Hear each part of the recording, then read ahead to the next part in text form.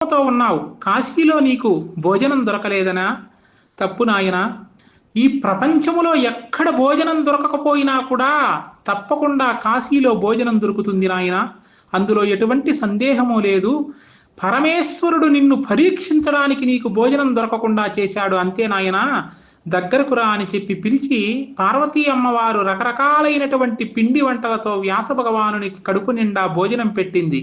ఆ తర్వాత పరమేశ్వరుడు వచ్చి, వ్యాస, నీవు కాశీ నగరాన్నే శపించాలి అనుకున్నావు, నీవు కాశీలో ఉండడానికి నీకు అర్హత లేదు, కాబట్టి ఈ కాశీ నగరాన్ని వదిలిపెట్టి వెళ్ళిపో అన్నాడు ఈశ్వరుడు. వెంటనే వ్యాస భగవానుడు కాశీని విడిచిపెట్టి వెళ్ళిపోయాడు. అంటే ఇక్కడ మనం తెలుసుకోవలసినటువంటి నీతి ఏమిటి? శత్రువైనా సరే ఆకలితో ఉన్నటువంటి వానికి భోజనం పెట్టాలి. ఇక్కడ పార్వతీ అమ్మవారు ఆ అన్నపూర్ణమ్మ తల్లి ఏం చేసిందండి? శపించాలనుకున్నటువంటి వ్యాసునికి కూడా భోజనం పెట్టి